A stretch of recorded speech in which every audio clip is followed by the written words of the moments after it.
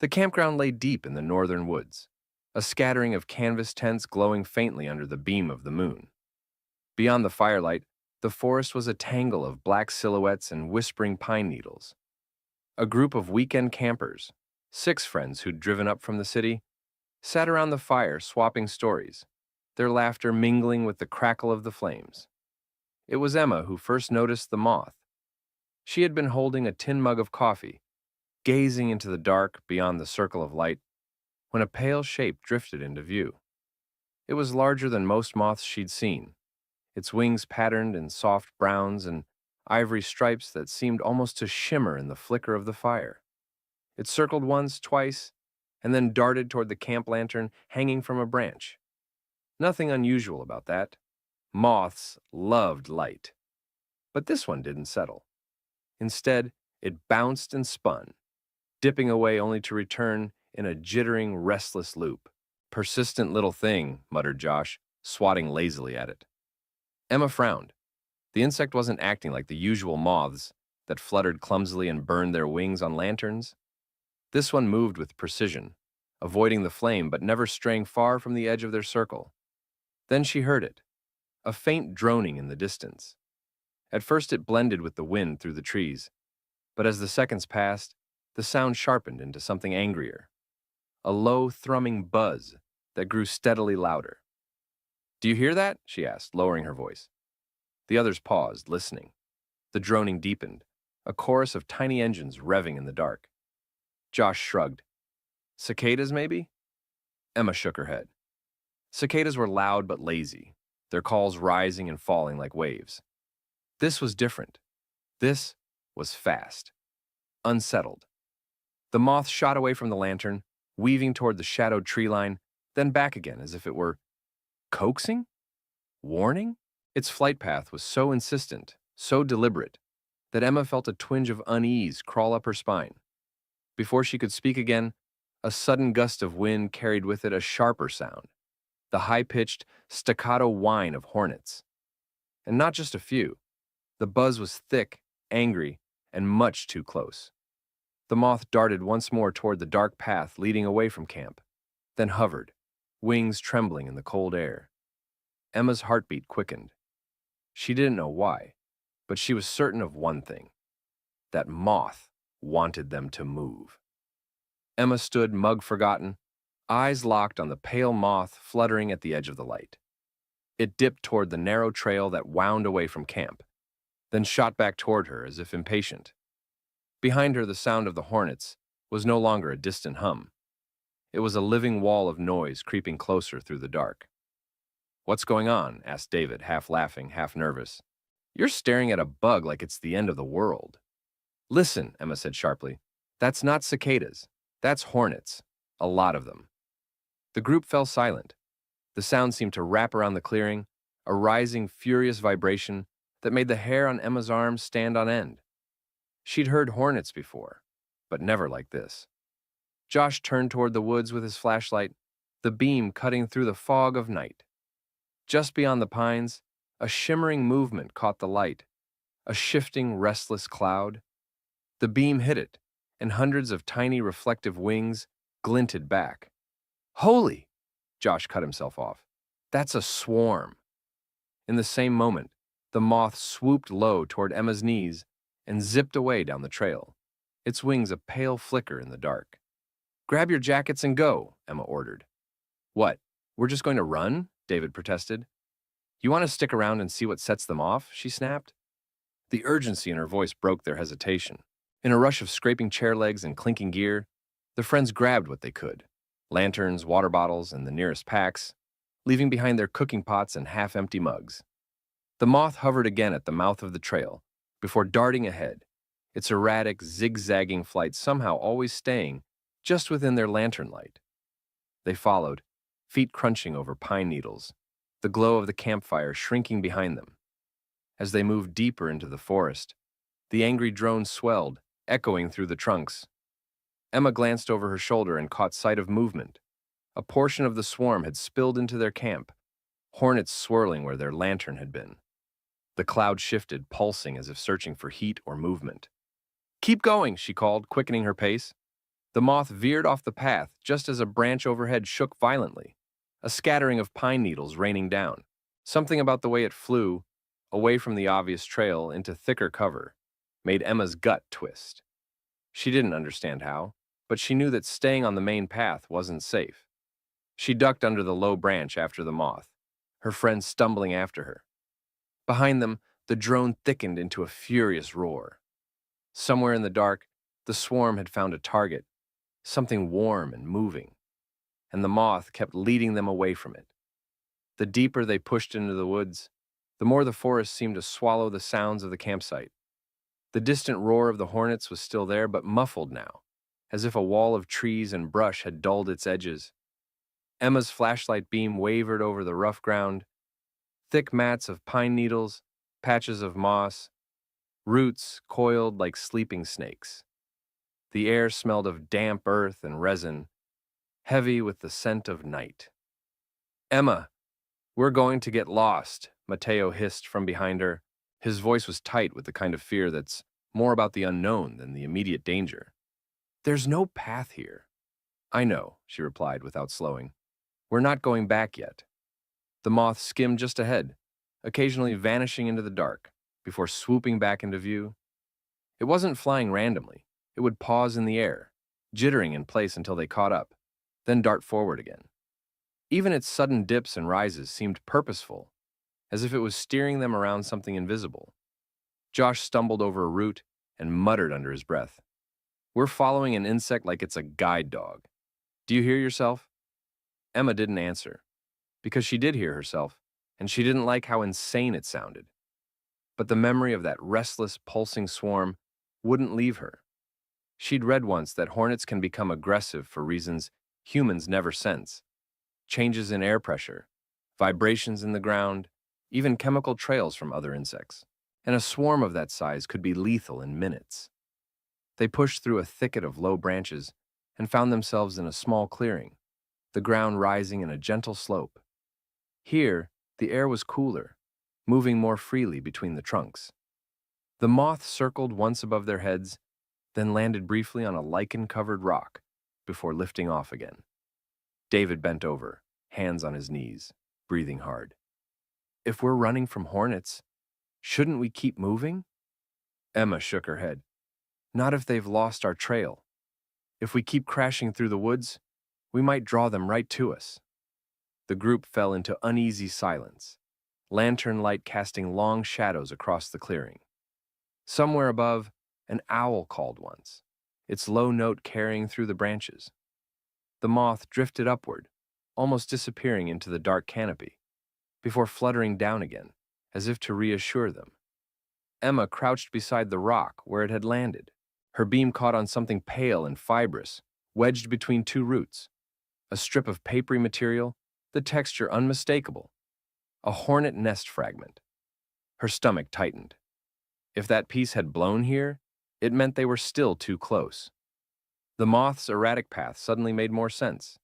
It hadn't just been leading them away. It had been steering them around nests scattered in the woods. She stood quickly. "We can't stop here. This isn't far enough."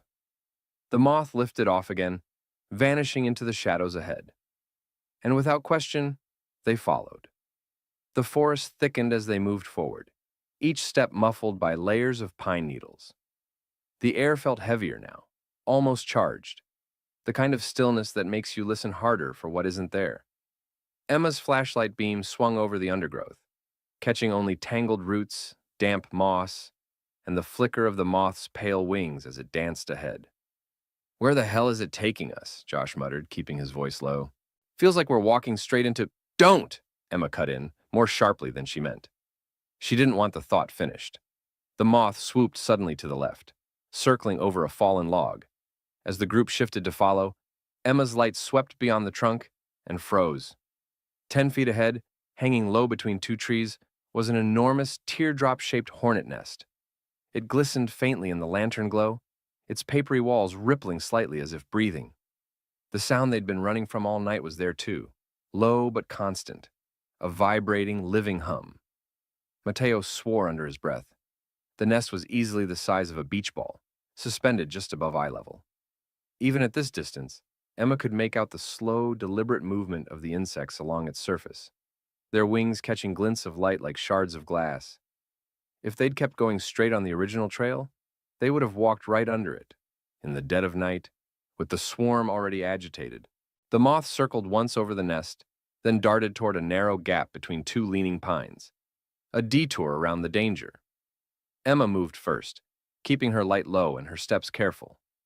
The others followed, their breathing shallow, boots making no more sound than the shifting of leaves.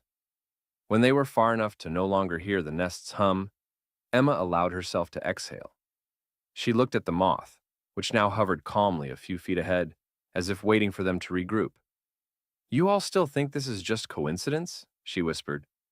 No one answered, not even Josh. The moth rose again, heading deeper into the forest. The group fell in behind, the realization dawning on each of them that they weren't simply avoiding one swarm, they might be weaving through a whole minefield of them. Somewhere far behind, the angry roar of the original swarm swelled briefly, then faded into the distance. Whatever had stirred them, it was still back there. But Emma knew, if not for the strange, persistent guide in front of them, they'd be part of it. They followed the moth through a twisting series of turns that no one could have planned. Sharp zigzags around thickets, sudden detours up short inclines, and narrow squeezes between trees that forced them into single file. Every few minutes, Emma would catch glimpses of more papery fragments clinging to bark or tangled in branches, each one a reminder that danger wasn't behind them alone. The forest began to thin, moonlight breaking through in pale shafts that painted the ground in silver. The air shifted too, cooler, cleaner, free of the heavy electric hum they'd been moving through. Somewhere ahead, Emma heard the faint trickle of water. The moth darted forward, its pale wings catching a streak of moonlight before disappearing into a wider, more open space. When they emerged, the tension in Emma's chest loosened at once. It was a small meadow, ringed with low shrubs and tall grass, the canopy opening above to reveal a clear view of the night sky. The stream she'd heard ran along one edge, its surface catching bits of starlight. Here the air moved easily, carrying the scent of fresh water and wildflowers instead of the acrid tang of insects. "This," Mateo said between breaths, "this feels different." "It is," Emma replied, scanning the tree line. She listened. No droning, no rustle of restless wings, only the murmur of water and the distant calls of night birds. They sank down in the grass, lanterns turned low, allowing the stillness to seep in.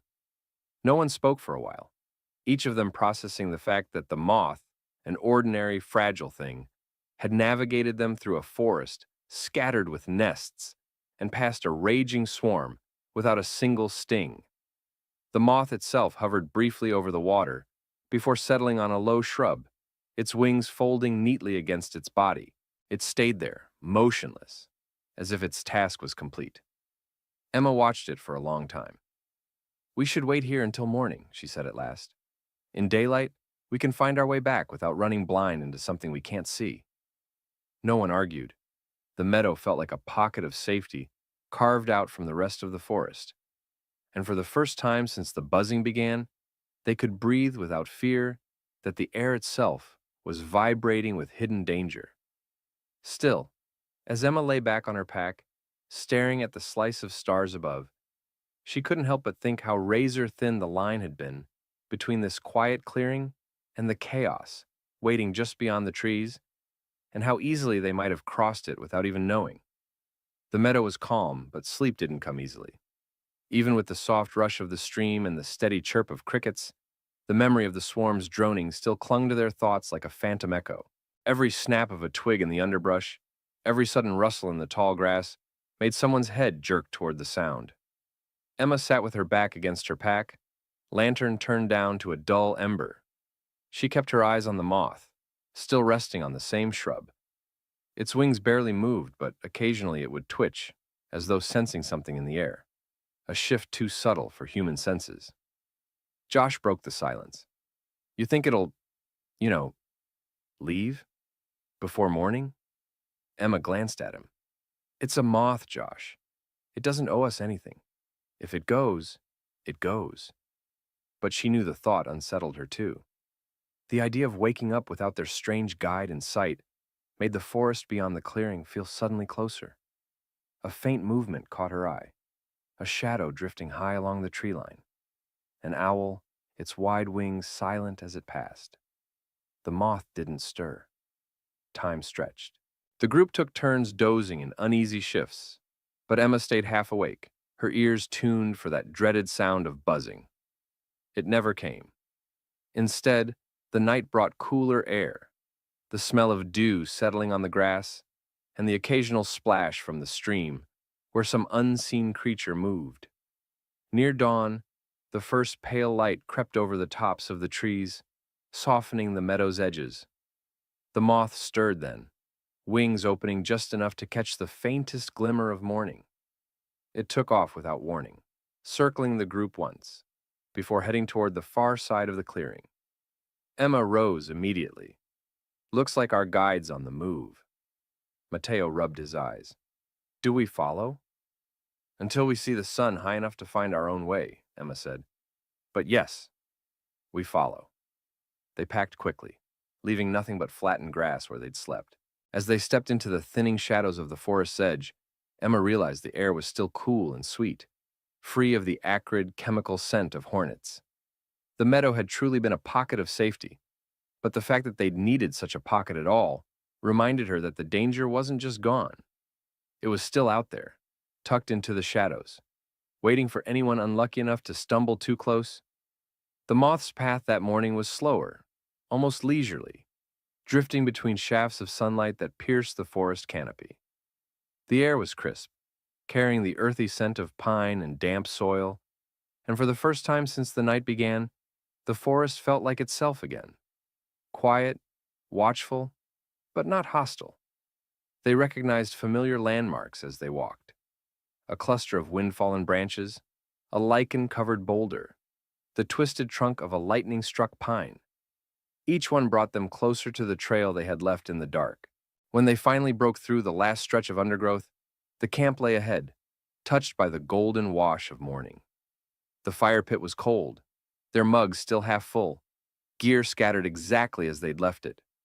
Only now, the scene felt different. The stillness was thick, almost staged, like a room emptied just before a storm. Emma moved cautiously, scanning the area.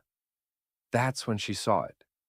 Faint tracks in the pine needles, as if something had swept low to the ground, leading toward the far side of camp. And beyond that, dangling in the morning light, was the shredded remnant of another hornet nest clinging to a branch. The swarm was gone, no buzzing, no shadowy cloud. But the signs were fresh. They'd been lucky. In the wrong moment, in the wrong place, they might have stumbled straight into the chaos. The moth circled once over the fire pit, then glided toward the trees, disappearing into the dappled sunlight without a sound.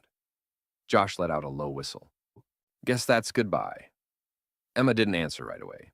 She took one last look at the tree line, then at the empty air where the moth had been. No, she said finally. That was thank you. They spent the rest of the morning quietly packing up camp. No one suggested staying another night. As they shouldered their packs and started down the main trail, the forest felt both more familiar and more mysterious than it had before. Emma knew she would remember the night not just for the danger they'd avoided, but for the unlikely savior whose fragile wings had carried them safely through it. The buzzing was gone, but in her mind, it would always linger, an invisible line they'd crossed only because something small and wild had shown them the way.